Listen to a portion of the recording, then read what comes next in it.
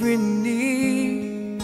You satisfy me with your love, and all I have in you is more than enough.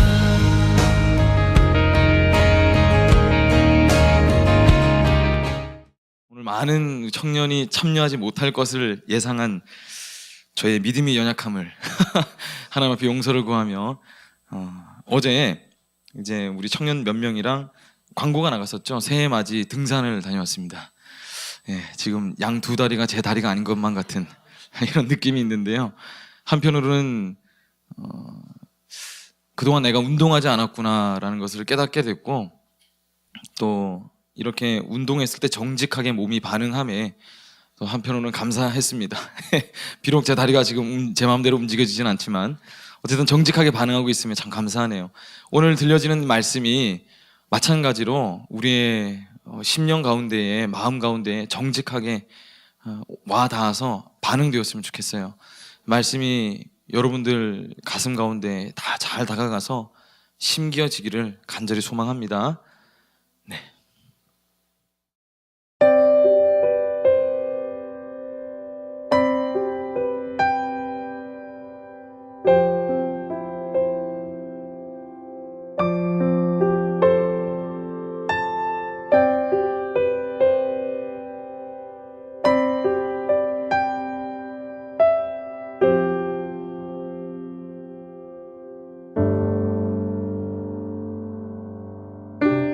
내가 가진 전부를 뺏었다 해도 나의 맘에 못을 박았다 해도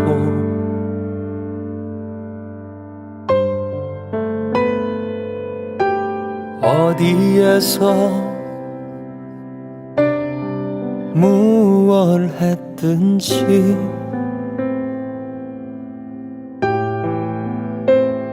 사랑하는 내 아들입니다.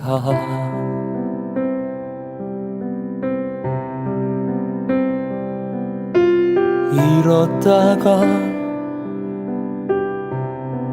다시 돌아온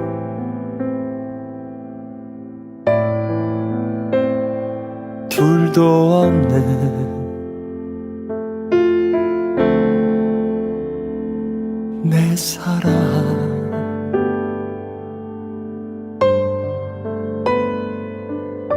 그 누가 뭐라고 해도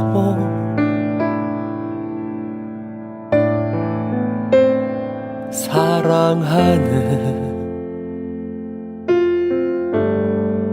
내 아들입니다.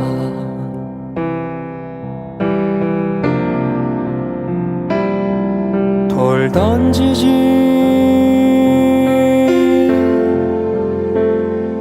마세요.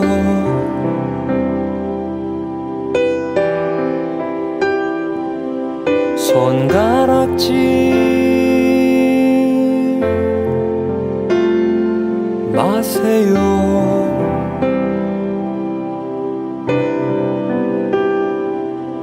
입은 옷과 신은 신 반지를 보세요.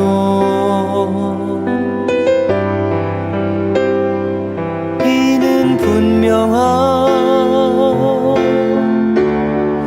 내 아들입니다. 내 아들입니다. 내 아들입니다. 내 아들입니다. 둘도 없는 내 아들입니다.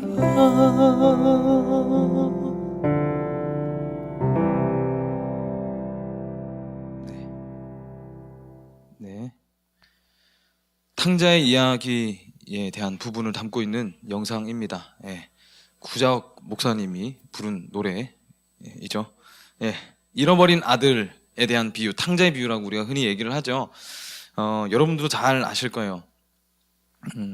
오늘 말씀은 사실 그런데 둘째 아들에게만 포커스를 집중하기에는 좀 아쉽습니다. 우리 앞서 이제 우리 윤주 청년이 얘기했던 것과 같이 이 이야기는 사실 잃어버린 두 아들에 대한 비유라고 하는 것이 더 적절하겠지요. 오늘 설교는 티모시 켈러 목사님의 탕부 하나님이라는 책을 제가 참조했습니다. 먼저 서두에 밝히고요. 오늘 설날에 여러분이 예배의 자리를 지켰다라는 것만 해도 너무 귀하기 때문에 제가 오늘 말씀이 여러분들의 귀한 도전과 은혜가 되기를 정말 간절히 소망합니다. 제가 이 말씀을 단순하게 펼쳐서 준비한 것이 아니라 오랫동안 생각하고 묵상하고 또 씨름해왔던 부분입니다. 그래서 이 명절임에도 불구하고 오는 청년들과 함께 이 이야기를 꼭 나누었으면 좋겠다라고 생각했는데 많이 찾아와 주셔서 너무 좀 감사드리네요. 예. 이제 말씀을 한번 시작해 보겠습니다. 11절, 12절 말씀입니다. 말씀에 또 이르시되 어떤 사람에게 두 아들이 있는데 그 둘째가 아버지에게 말하되 아버지여 재산 중에서 내게 돌아올 분깃을 내게 주소서 하는지라 아버지가 그 살림을 각각 나누어 주었더니 11절의 말씀에 또 이르시되 라고 하고 있습니다. 그렇다는 말은 오늘 이 비유가 예수님이 말씀하시는 첫 번째 비유가 아니라는 것을 여러분들이 먼저 염두에 두면 도움이 많이 될 거예요. 이후에 제가 밝히겠습니다. 이 비유는 세 번째입니다. 세 번째 반복되어지는 비유예요. 그렇지만 누가복음에만 나오는 비유이죠. 오늘 말씀에 늘 주인공이 되어왔던 둘째 아들이 나타났습니다. 둘째 아들은 어느 날 아버지에게 가서 얘기하죠. 나 아버지 떠나서 살겠습니다. 그러니 재산 좀 미리 땡겨주십시오.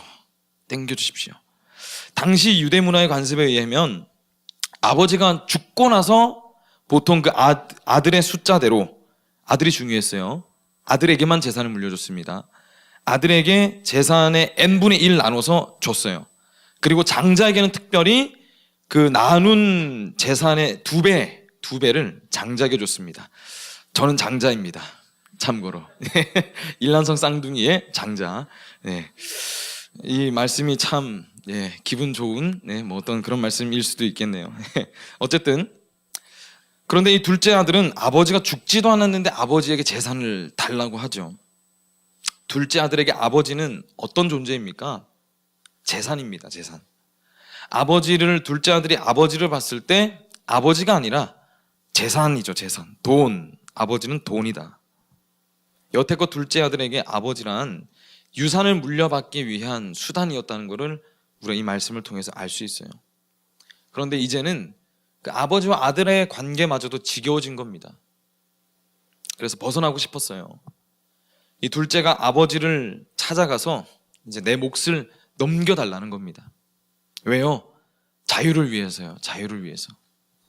그런데 아버지의 반응이 이 유대 관습의 틀을 깨는 둘째 아들보다 더 충격적인 대답을 하지요. 뭐라고 합니까? 원래라면 이 아버지가 죽지도 않았는데 재산을 요구하는 아들이라면 벌을 줘도 마땅합니다. 사실 너와 아버지와의 연을 끊고 널 당장 내쫓아버리겠다. 돈은 무슨 돈이냐? 한 푼도 없이 너를 내쫓을 수 있다 하고 내쫓았어야만 했어요. 원래대로라면. 그런데 아버지가 그렇게 하지 않았죠. 정상적인 아버지의 행동 같지 않습니다. 마치. 그런데 아무런 대꾸도 없이 재산에 이제 아들이 둘이니까요. 아들의 장자에게는 2배를 준다고 했으니까 3분의 1로 나눠야 되겠죠. 재산의 3분의 1을 뚝 떼어서 줍니다. 이제 둘째 아들은 스스로의 구원을 위해서 세상으로 갔어요. 이 아들은 아버지의 품을 떠나는 것이 자신이 구원받는 길이라고 생각했습니다. 그래서 이제 내 힘, 자력으로 스스로 구원을 얻으려고 세상으로 떠나갔습니다. 13절입니다. 그 후 며칠이 안 되어 둘째 아들이 재물을 다 모아가지고 먼 나라에 가 거기서 허랑방탕하여 그 재산을 낭비하더니. 그런데 여러분, 아니나 다를까 이 둘째가 생각했던 그 구원은 둘째를 구원시키지 못하죠. 세상에서 둘째 아들은 가진 것 모두를 다 허비합니다. 잃어버립니다. 다 모두를 잃어버려요. 구원은커녕 남은 것마저도 없게 되었습니다. 14절로 20절입니다. 다 없앤 후 그 나라에 크게 흉년이 들어 그가 비로소 궁핍하게 되었어요. 가서 그 나라 백성 중 한 사람에게 붙여 사니 그가 그를 들로 보내어 돼지를 치게 하였는데 그가 돼지 먹는 쥐염 열매로 배를 채우고자 하되 주는 자가 없는지라. 이에 스스로 돌이켜 이르되 내 아버지에게는 양식이 풍족한 품꾼이 얼마나 많은가. 나는 여기서 주려 죽는구나. 내가 일어나 아버지께 가서 이르기를 아버지, 내가 하늘과 아버지께 죄를 지었사오니 지금부터는 아버지의 아들이라 일컬음을 감당하지 못하겠습니다. 나를 품꾼의 하나로 보소서. 이에 일어나서 아버지께로 돌아가니라. 아직도 거리가 먼데 아버지가 그를 보고 측은히 여겨 달려가 목을 안고 입을 맞추니. 이 둘째 아들을 보니 자기가 이루려고 했던 구원이 아닌, 이제 이 말씀을 통해서 우리가 알 수 있죠. 진정한 구원의 기회가 왔습니다. 진짜 구원의 기회가. 세상에서 볼 꼴, 못 볼 꼴 다 보고 나서 깨달았어요. 여기서는 내가 구원받을 길이 없구나. 둘째 아들은 알았습니다. 아버지께 돌아가는 것이 내가 구원받을 유일한 길이라는 것을 알았어요. 자신을 구원해 줄 줄 알았던 세상은 어떻게 하는가요? 쥐염 열매로 배를 채우고자 하지만 주는 자가 없었다고 했습니다. 자신에게서 차갑게 등 돌리는 것을 세상 가운데서 목격한 거예요. 이것이 여러분 둘째 아들에게 있어서 은혜일까요? 저주일까요? 네, 은혜입니다. 이렇게 깨닫고 돌아온다는 것이 쉽지 않죠. 왜 그런가요? 사단이 전략을 바꾸었습니다. 이 탕자의 시대만 해도 이렇게 고통을 주면서 구원을 잃어버리게 만들었어요. 그런데 요즘은 전략이 바뀌었습니다. 요즘 세상은 즐기려면 얼마든지 실컷 즐길 수 있죠. 1인 해외여행, 돈 벌어서 해외여행 가고, 또 미닝아웃, 내 삶에서 의미를 찾기 위해서 살아가는 시대가 되었죠. 마음껏 즐길 수 있어요. 그런데 문제는 거기에 하나님이 있느냐라는 거죠. 자연을 누리고 여행을 떠나서 쉼을 누린다는 것은 필요합니다. 인생 가운데에 필요한 과정이에요. 그런데 여행이라는 건 잠시 있어야 할 곳이죠. 쉬었으면 다시 돌아와야 하는데 이제 사단은 다시는 벗어나지 못하도록 만듭니다. 하나님의 특별하신 손길이 없이는 말이에요. 세상 가운데 계속 거하게 된다는 거죠. 필요한 게 없습니다. 세상이 다 채워준다고 생각하니까요. 어쨌든 이 둘째 아들은 혼잣말을 하면서 아버지께 돌아갈 방법을 궁리합니다. 내가 아버지를 만나면 이렇게 얘기해야 되겠다. 나를 품꾼의 하나로 보소서라고 얘기해야지. 돌아가야 되겠다. 안 되겠다. 이 아버지에게 돌아가는 게 둘째 아들에게 왜 이렇게 힘든 것일까요? 사실 부모님께 잘못했습니다 하고 돌아가면 될 일인데 왜 이렇게 어려워하는 걸까요? 이제 각자의 가정마다 다 다르겠지만 당시 유대 문화에 따르면 이 죄를 지어서 돌아간 사람이 다시 돌아올 때는 그 죄를 이제 지은 것에 대한 합당한 대가를 치러야 됐어요. 어떻게 돌아온다고 해결되는 것이 아닙니다. 유대법에 의하면 예를 들어서 아버지의 재산을 전부 다 잃어버렸잖아요. 그러면 자기가 잃어버린 아버지의 재산을 모두 다 아버지에게 돌려줘야 되고 거기다 플러스 알파로 이자까지 다 쳐서 줘야 됐어요. 근데 이 둘째 아들이 갚을 길이 있습니까? 다 탕진해 버렸는데요.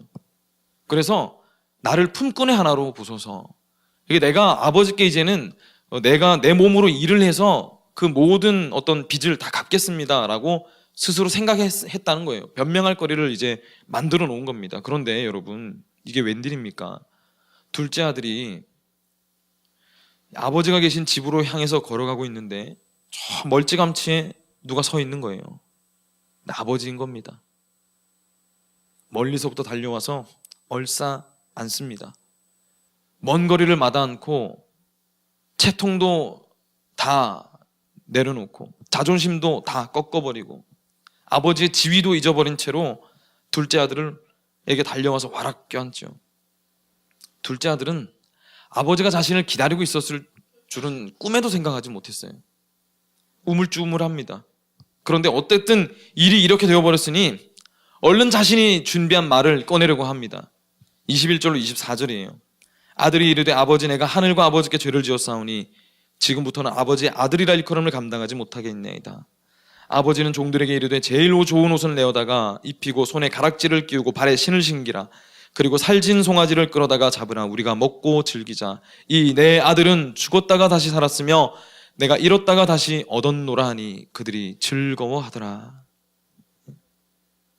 아버지가 여러분 이 둘째 아들을 향해서 한마디의 말을 하는 것을 허용하지 않아요. 아버지에게는 그런 말들이 다 필요가 없는 겁니다.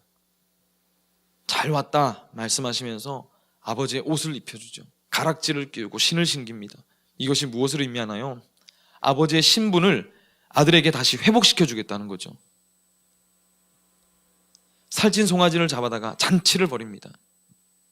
둘째 아들의 말 몇 마디가 아버지를 떠난 것에 대한 대가가 될 수 없음을 아버지도 알고 있었고 둘째 아들도 잘 알고 있었어요. 아버지는 둘째 아들이 돌아온 것이 마냥 기뻤습니다. 대가도 필요 없어요. 그저 아들이 있으면 되는 겁니다. 여러분, 우리도 알고 있다시피 우리의 말 몇 마디와 우리의 행동이 하나님으로부터 구원을 얻어낼 수 있는 충분 자격 요건이 되어지지 못한다는 것을 여러분 잘 알 겁니다. 그리고 우리는 이 대목을 통해서 무모할 정도로 헤프게 베푸시는 하나님의 사랑을 느낄 수 있어요. 이것을 영어로 한 단어로 이렇게 표현을 합니다. prodigal, P-R-O-D-I-G-A-L. 영어를 하시는 분 아시죠? 무모할 정도로 헤프게 베푸는, 남김없이 모두 쏟아붓는, 하나님의 이미지를 그렇게 표현하고 있는 거예요. 하나님이 우리에게 그런 하나님이시라는 겁니다. 남김없이 주시는 분. 그리고 여러분, 이 은혜가 둘째 아들에게 구원을 허락해 줬어요. 구원을. 그러면 이 말씀에 있는 둘째 아들이 누구인가요? 바리새인과 서기관들을 제외한 이방인들을 얘기하는 겁니다. 그 예수님의 말씀을 듣기 위해 모였던 이방인들이요. 수많은 사람들이 모였겠죠. 스스로 세상을 선택해서 하나님을 알지 못하고 살아갔던 사람들, 스스로 하나님의 품이 지겨워 떠났던 사람들도 이에 해당할 겁니다. 이들이 둘째 아들이에요. 그리고 아버지의 막대한 사랑이 이 둘째 아들을 품어버립니다. 값없는 은혜가 주어졌어요. 당시에 여러분, 예수님의 비유를 듣는 많은 사람들이 이 자리에서 하나님을 영접하게 됩니다. 구원을 얻게 돼요. 그 대가 없이 주시는 하나님의 사랑에 너무 감격한 겁니다. 그래서 내가 주를 믿겠습니다 하고 돌아왔어요. 예수 그리스도의 그 이 사랑이라면, 하나님 아버지의 사랑이라면 나를 구원해 줄 수 있겠다. 돌아왔어요. 내가 헤매고 있는 이 길의 종착점이 바로 여기구나. 그렇게 찾고 찾던 사람들이, 목말랐던 사람들이 우물을 찾은 겁니다. 그리고 돌아왔어요. 여기까지가 1막의 내용입니다. 1막의 내용. 잃어버린 둘째 아들을 다시 찾은 아버지. 그런데 여러분, 이렇게 감동의 눈물을 흘리고 하나님 앞으로 돌아오는 놀라운 일이 일어나고 있는 이때에, 이 자리에 이 이야기를 듣고 분개를 금하지 못하는, 화가 나서 미칠 것 같은, 얼굴이 붉어지고 있는 사람들이 있었어요. 어떻게 감히 그 사람들이 구원을 얻을 수 있단 말인가 생각했던 사람들이 있었습니다. 이 막은 바로 그 사람들을 향한 하나님의 메시지입니다. 누군가요? 바리새인과 서기관들이죠. 이들이 바로 오늘 이야기의 첫째 아들입니다. 다 얻은 것 같았고 구원의 편에 서 있는 것 같았으나 둘째 아들과 마찬가지로 아버지에게는 똑같이 잃어버린 아들, 잃어버린 또 아들의 이야기입니다. 또 다른 아들의 25절로 30절입니다. 맏아들은 밭에 있다가 돌아와 집에 가까이 왔을 때에 풍악과 춤추는 소리를 듣고 한 종을 불러 이 무슨 일인가 물은데 대답하되 당신의 동생이 돌아왔음에 당신의 아버지가 건강한 그를 다시 맞아들이게 되므로 살찐 송아리를 잡았나이다 하니 그가 노하여 들어가고자 하지 아니하거늘 아버지가 나와서 권한대 아버지께 대답하여 이르되 내가 여러 해 아버지를 섬겨 명을 어김이 없거늘 내게는 염소 새끼라도 주어 나와 내 벗으로 질게 하신 일이 없더니 아버지의 살림을 창녀들과 함께 삼켜버린 이 아들이 돌아오매 이를 위하여 살찐 송아지를 잡으셨나이다. 첫째 아들이 왜 잃어버린 둘째 아들과 다를 바 없는 여러분 잃어버린 아들인지 감이 오시나요? 첫째 아들은 여러분 아버지가 베푼 가장 큰 잔치에 들어오지 않았어요. 문 밖에 남아서 아버지의 행동에 대해서 계속해서 불만을 품습니다. 31절로 32절 말씀입니다. 아버지가 이르되 예 너는 항상 나와 함께 있으니 내 것이 다 네 것이로되 이 너의 동생은 죽었다가 살아났으며 내가 잃었다가 얻었기로 우리가 즐거워하고 기뻐하는 것이 마땅하다. 아버지가 여러분 잔치의 자리를 벗어나서 또다시 잔치의 자리를 밖으로 나왔어요. 문 밖에 있는 첫째 아들에게로 갑니다. 여러분 이게 가당키나 한 일인가요 여러분? 잔치 자리에서 주최자가 자리를 옮긴다는 것은 말도 안 되는 일입니다. 그런데 첫째 아들이 아버지가 잔치 자리를 일어나서 자기에게로 오게끔 만들었어요. 이 모든 것을 명을 어김이 없다라고 자부하고 있던 첫째 아들이 아버지를 잔치 자리에서 일어나서 문 밖으로 나오게 했다는 겁니다. 여러분 이건 잔치의 격을 떨어뜨리고 아버지의 이 체면을 깎아버리는 행동이었던 거예요. 그런데 여러분 첫째 아들이 그 일을 자초하고 있었습니다. 첫째 아들도 여러분 둘째 아들과 똑같이 아버지를 욕되게 하고 있어요. 형은 홧김에 아버지를 무례하게 대하기까지 합니다. 이 첫째 아들이 누구입니까? 예수님께서 여러분 이 비유를 하신 데 대한 정말로 목적이 있었던 사람들, 정말로 들어야 될 사람들, 이 비유의 목적 집중하신 사람들입니다. 바리새인과 서기관들이었어요. 이 비유는 사실 둘째 아들을 위한 것이 아닙니다. 이 비유는 첫째 아들을 위한 비유였어요. 먼저 된 자, 먼저 하나님을 알았던 자, 선택받았다고 자부하는 자들, 한 번도 아버지의 명을 어김이 없다고 생각하는 바로 그 무리들입니다. 다를 바 하나도 없죠. 첫째 아들도 여러분 아버지의 관심이 어디에 있는지 전혀 신경 쓰지 않았다는 겁니다.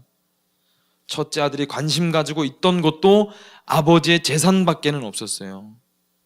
그것이 첫째 아들의 말에서 여실하게 내비쳐지고 있습니다. 왜 화를 냅니까? 첫째 아들이 아버지의 남은 재산이 이제 다 내 것인 줄 알았는데 이 아들이 돌아왔으니 내 재산의 다시 3분의 1을 둘째 아들에게 줘야 되는 거잖아요. 너무 아쉬운 겁니다. 화가 나는 거예요. 둘째 아들이나 첫째 아들이나 삶의 방향은 다르나 마음은 똑같았어요. 똑같이 잃어버린 자들입니다. 첫째 아들은 여러분 자기 스스로 구원을 얻으려고 했어요. 어디에서? 아버지의 품 안에서요. 하나님 안에서. 등잔 밑이 어둡죠 여러분. 하나님의 가르치신 바 모든 율법을 철저하게 지키고 따름으로 구원을 얻으려고 했어요. 내가 모든 율법을 지킴으로 내가 구원을 얻겠다 한 겁니다. 그런데 사실 여러분 더 심각한 상황이 첫째 아들이죠. 둘째 아들은 잔치 자리에 아버지가 초대했을 때 말없이 왔어요. 왜 그렇습니까? 내가 자격 없다는 것을 알거든요. 둘째 아들은 이제 잔치 자리에 초대받아서 왔어요. 앉았습니다. 잔치를 즐겼어요. 기뻐했습니다. 감사했어요. 자기의 자격 없음에도 불구하고 아버지가 불러주심에 감격했습니다. 그런데 첫째 아들은 어떤가요? 여전히 잃어버려진 상태입니다. 명을 어김이 없다고 했는데 여전히 잃어버린 상태예요. 하나님을 몰라요. 아버지를 모릅니다. 왜 잔치자리에 들어가지 않는 겁니까? 내가 한 게 얼만데 지금까지 내가 하나님께 한 게 얼만데 아버지로부터 사랑받지 못하는 것이 내가 너무 착해서라는 겁니다. 도덕적인 교만이 여러분 아버지의 잔치에 참여하지 못하게 만들고 있어요. 걸림돌이 돼서 도리어. 둘째 아들은 스스로 결정해서 자기 몫의 재산을 마음대로 쓰고 싶어 했어요. 지역사회의 어떤 규범을 보란 듯이 꺾어버리죠. 나는 내가 살 길을 내가 찾겠다 하고 떠났습니다. 독립을 선언했어요. 맏아들은요, 아버지께 불순종한 적이 없습니다. 그러니 아버지도 내 인생의 모든 일을 내가 원하는 대로 해주셔야 합니다 라는 거예요. 두 형제의 마음이 결국 똑같죠. 아버지의 권위를 못마땅히 하고 거기서 벗어나려고 했습니다. 둘 다 아버지를 좌지우지할 수 있는 위치에 서려고 했어요. 두 아들 중에 여러분 누구도 아버지를 사랑하지 않았습니다. 둘 다 아버지를 이용해서 내 목표를 이루려고 했을 뿐이지 아버지를 사랑해서 즐거워하고 아버지를 위해서 섬긴 게 아무것도 없었어요. 하나님께 반항해서 멀어지는 길이 두 가지가 있습니다. 첫째는 하나님 아버지의 규율을 어기는 겁니다. 둘째는 모든 규율을 열심히 지키면 됩니다. 여러분, 우리가 생각하는 죄가 뭔가요? 우리가 생각하는 죄는 하나님이 원하시지 않는 것을 하는 것, 하나님이 하지 말라는 것을 하는 것, 하라는 것을 하지 않는 것, 규범을 어기는 것을 우리는 죄라고 생각하기 쉽습니다. 그런데 예수님이 정의하시는 죄는 거기서 그치지 않아요. 예수님을 피하는 방법 중에 또 다른 하나는 모든 도덕과 주님이 원하시는 것들을 행하는 겁니다. 열심히 행하는 거예요. 그러면 일종의 권리가 생긴다고 생각을 하는 거죠. 그 권리를 가지고 하나님께 가서 당당하게 요구하는 겁니다. 하나님, 나에게 당연히 기도 응답을 해주셔야 되고 내가 행복한 삶을 살아야 되고요, 내가 죽고 나면 천국 입장권이 나에게 주어져야 됩니다. 이건 당연한 거예요. 왜요? 내가 그만큼 열심히 했거든요. 하나님을 위해서. 권리가 있다고 생각하는 거예요. 값없는 은혜로 나를 구원해 줄 예수 그리스도는 따위는 필요 없습니다. 왜요? 내가 내 구원 이룰 수 있으니까요. 바로 내가 내 구주이기 때문에 그렇습니다. 여전히 내가 나의 구원을 이루겠다는 거예요. 둘째 아들과 똑같죠. 종교적인 사람들의 목표는 여러분, 여기에는 저도 포함됩니다. 오래 하나님을 섬겼다고 생각했거든요. 하나님을 여러분 수단으로 이용하고 그분을 통제하려고 하고 내 생각대로 하나님께 의무를 지우는 겁니다. 먼저 된 자들의 약점이에요. 이런 사람에게 예수님은 구주가 되어 주실 수 없습니다. 그 사람이 그 사람에게 구주이기 때문에 그래요.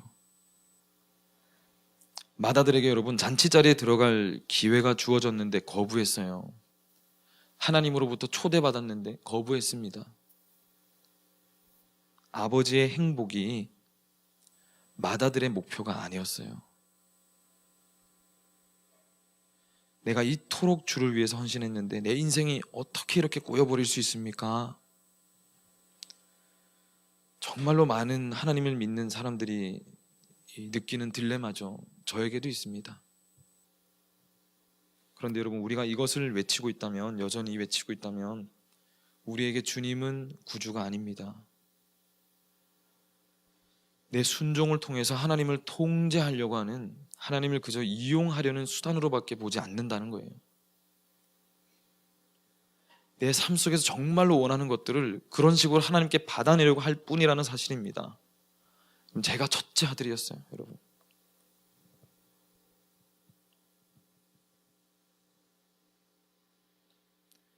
예수님은 여러분 세상을 도덕적인 착한 사람들과 부도덕한 나쁜 사람들로 가르지 않으십니다. 예수님께서 보여주셨잖아요. 인간은 누구나가 자력으로 구원받는 것에 몰두해 있습니다. 오늘도, 지금 이 자리에도 있을 수 있어요. 하나님과 사람들을 이용해서 스스로 권력과 통제력을 거머쥐려고 애씁니다. 방법만 다를 뿐이에요.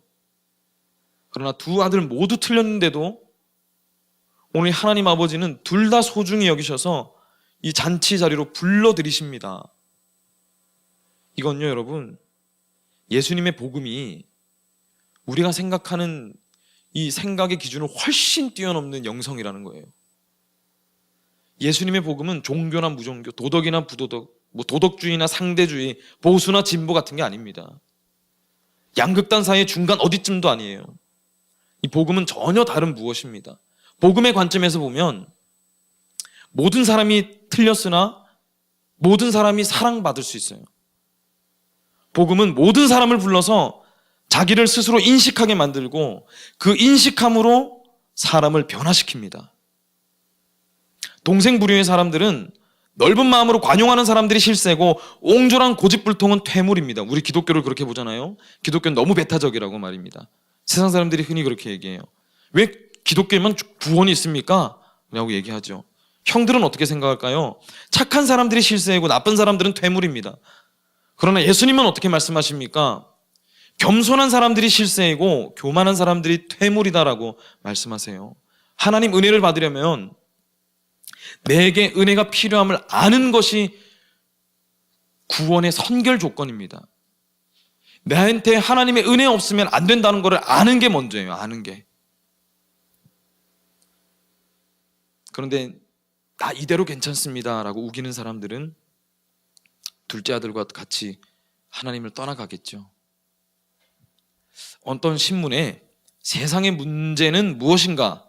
라는 공개 질문이 실렸습니다. 이때 한 기독교 사상가인 G.K. 체스터라는 사람이 이런 답을 보냈다고 합니다. 담당자에게 그건 바로 나입니다. 세상의 문제가 무엇입니까? 그 문제는 바로 나입니다 라고 대답했다고 해요. 여러분, 이런 말을 할 수 있는 사람이 예수님의 메시지를 깨달은 사람의 자세입니다. 주님, 제가 구원받아야 될 사람입니다. 제게 구원을 이룰 능력이 없습니다. 하나님의 은혜만이 저를 살릴 수 있습니다. 주님, 어떻게 하면 좋습니까? 고백하는 자가 구원을 얻는다는 겁니다. 마다들은 자신이 하는 모든 일들에 보상이 따르기를 바라고 보상이 없으면 혼란과 분노에 휩싸입니다. 순수하게 하나님을 기쁘게 해드리는 것만으로는 보상이 안 돼요. 더 있어야 됩니다. 좀 전에 말씀드렸죠. 행복한 삶이 있어야 되고 물질적인 풍요로움이 있어야 되고 잘 돼야 되고 내가 모든 하는 일들에 하나님의 주권적인 도우심이 있어야만 충족하는 거예요. 순수하게 여러분, 아버지를 기쁘게 해드린 것만으로는 보상이 안 됩니다. 결국 내 것이 다 네 것이지 않느냐라는 아버지의 말씀을 알지 못하는 거죠. 아버지의 사랑에 대한 확신이 없는 겁니다. 늘 걱정하는 거예요. 아버지가 우리를 사랑한다 말씀하시는데도 늘 걱정 가운데 있어요. 왜요? 아버지의 사랑이 안 믿어지거든요. 신뢰가 안 가는 겁니다. 내가 너를 책임지겠다 말씀하시는데도 저 아버지 말 못 믿겠습니다. 저에게 그냥 눈에 보이는 것들 주세요. 차라리 아버지의 사랑은 필요 없어요. 그냥 돈 주세요.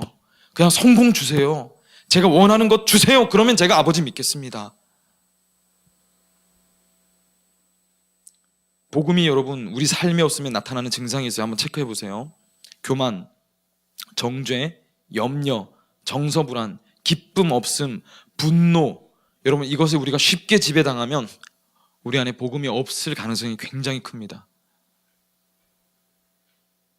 우리 안에 복음이 없으면, 복음이 희미해져 있으면 절망스러운 나를 인지하지를 못해요. 내가 하나님 은혜 없이는 살아갈 수 없음이 고백이 되어 있지 않습니다.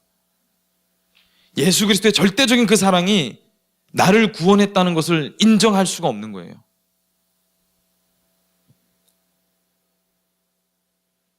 우리는 늘 우리 삶에 대해서 염려합니다. 오늘 여러분 잃어버린 두 아들의 비유에 앞서서서 두 가지 비유가 있다고 말씀드렸죠. 일주일 동안 말씀을 열심히 큐티하셨다면 잘 알 겁니다. 먼저 잃어버린 양을 찾은 목자에 대한 비유가 나옵니다. 그죠?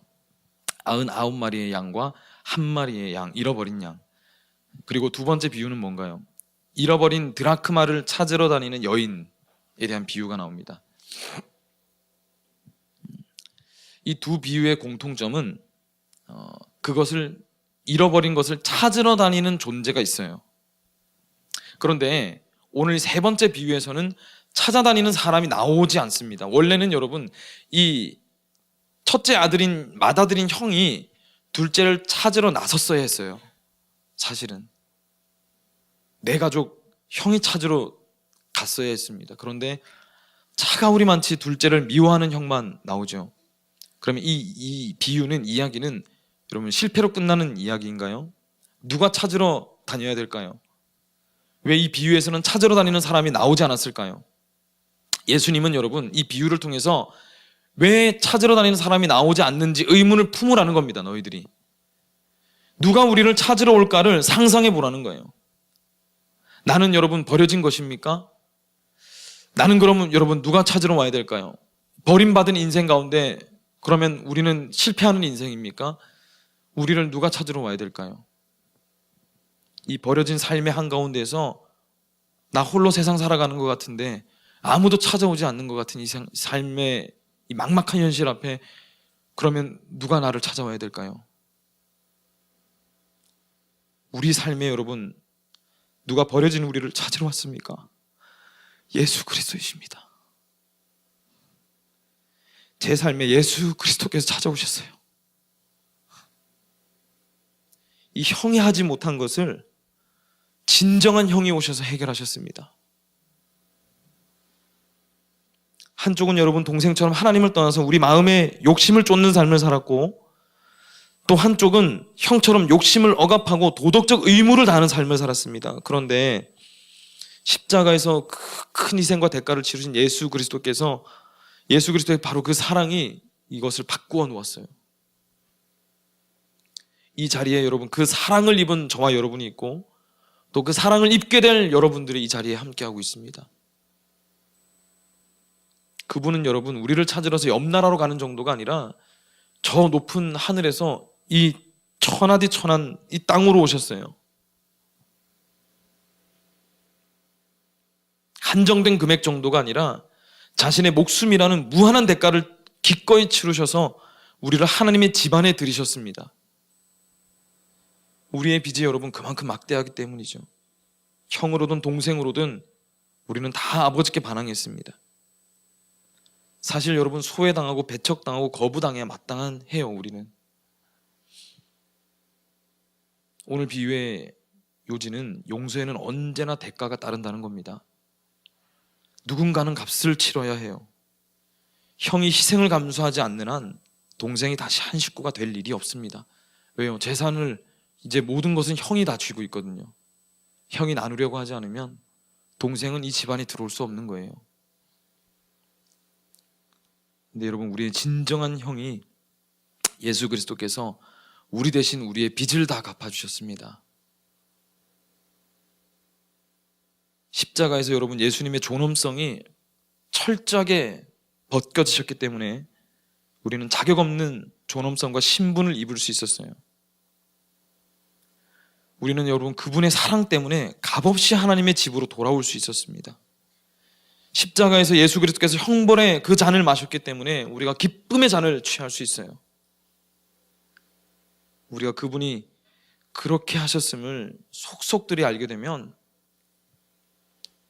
속속들이 변화될 겁니다. 그런 분이 우리 곁에 있는데 우리가 어떻게 스스로를 바치고 싶지 않겠습니까? 예수님께서 행하신 이 아가페 사랑, 이타적인 사랑이죠. 이 이타적인 사랑은 언제나 여러분 이 인류의 불신을 무너뜨려 왔어요. 그리고 수많은 믿음의 선배들을 세웠습니다. 그 사랑이 이제 우리에게까지 생명력 있게 흘러왔어요. 여러분 이제 우리 차례입니다. 우리는 여러분 우리의 필요를 인정하고 믿음으로 인식해야 돼요. 인지해야 합니다. 예수님께서 이루신 일들을 여러분 경이롭게 바라봐야 돼요. 그러기 전에는 우리는 결코 동생이나 형의 상태에서 벗어날 수가 없습니다. 오늘 이 동생과 맏형에게 초청의 기회가 주어졌습니다. 우리에게도 오늘 초청하러 예수님이 오셨어요. 설날은 잔치자리죠. 온 가족이 함께 모이는 1년에 한 번 있는 귀한 명절입니다. 명절. 예수님의 구원도 이 잔치자리의 초청과 마찬가지입니다. 영원한 잔치로의 초청이에요. 예수님께서 여러분 이 땅에 오셔서 제일 첫 번째 일으키신 표적이 여러분 무엇인 줄 아십니까? 500리터의 이 물 항아리를 포도주로 바꾸신 일이었어요. 잔치라는 것은 실제적인 안식과 즐거움을 맛보는 것입니다. 복음을 얻은 우리가 우리 삶을 걱정하지 않아도 될 이유가 여기 있어요. 우리가 여러분 구원을 얻었다는 것도 여러분 이런 누림이라는 것을 잊지 마세요. 머리로만 알고 있는 것이 구원이 아닙니다. 구원에는 기쁨과 안식과 평안이 있어요. 물론 여러분 우리가 살아가는 동안에 기복이 있겠죠. 기복이. 하지만 반드시 이 구속함에 대한 자유함과 기쁨이 있어요. 구원이라는 것은 여러분 나는 순종한다, 고로 하나님께 받아들여진다라가 아닙니다. 구원이라는 것은, 복음은 나는 예수 그리스도가 이루신 일로 말미암아 하나님께 받아들여졌어요. 먼저 고로 순종하는 겁니다. 구원에는 조건이 없어요. 복음을 믿으면 됩니다. 그러면 새로운 관계와 정체성을 얻게 돼요. 이 잔치 자리에 오셔서 여러분 온전한 회복을 누리시기를 바랍니다. 그리고 여러분 이 회복을 통해서 여러분이 속한 세상을 변화시킬 수 있기를 또한 기대합니다. 이 복음의 메시지는 반드시 삶의 변화와 세상의 변화를 가져오기 마련이에요.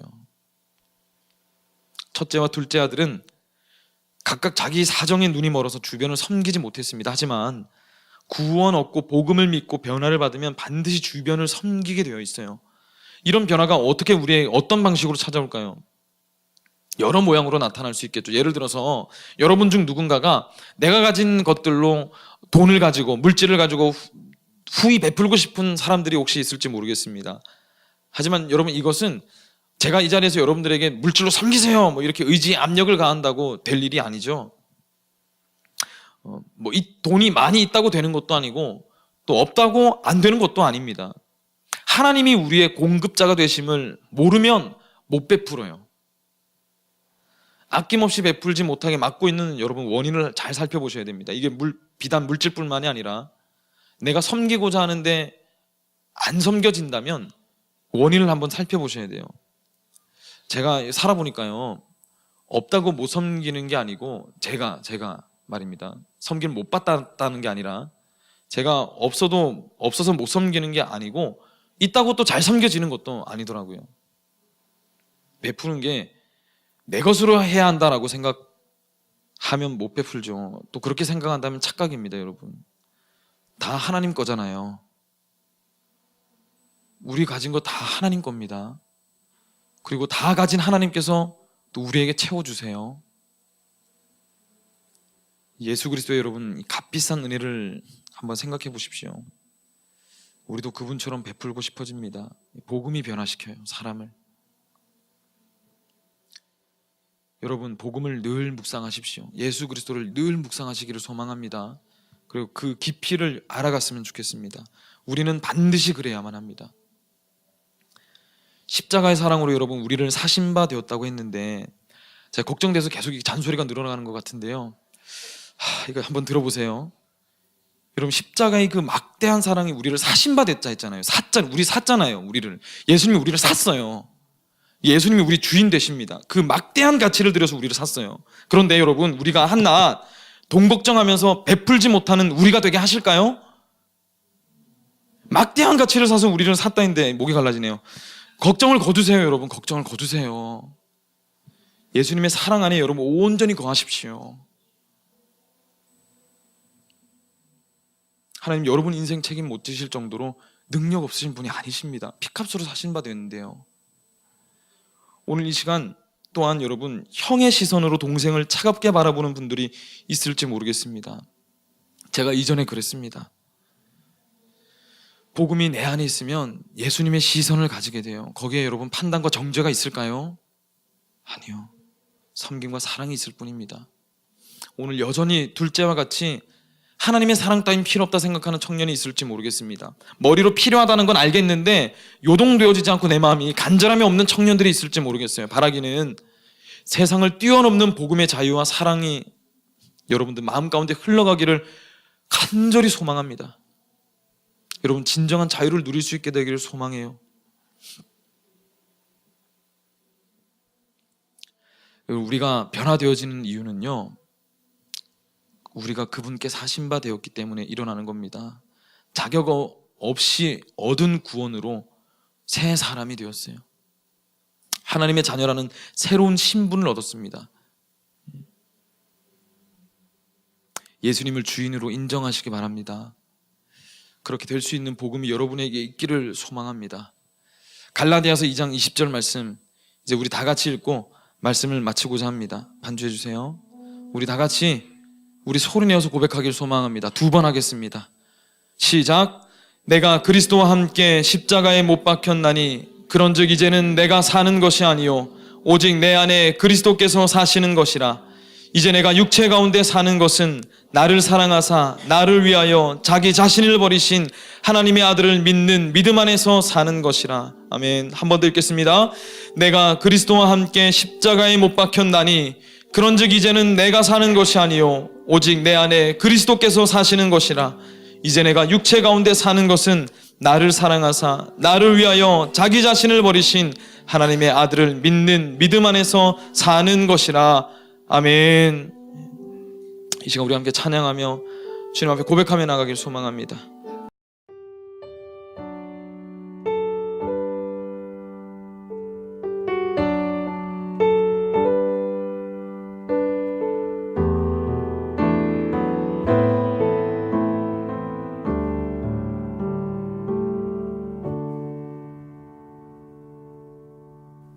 지금 돌아서가는 이 길을 따라 나는 그렇게 먼 길을 떠났었고 아버지를 등진 채 걸었던 그날의 길을 이젠 세상을 등지고 걷네. 나로 충분할 거라 믿었던 시절에 나는 미끄러져가는 나를 구해낼 수 없었지. 결국 남은 한 벌에 자존심마저도 그들은 내게서 모두 뺏어갔네. 용서받을 수 있을까? 아니 용서를 구하는 것이 옳은 일인지 저차 모르겠지만 우리 저 낮은 바다를 향해 흘러가듯이 나는 이제 내가 떠나온 나의 집으로 돌아간다.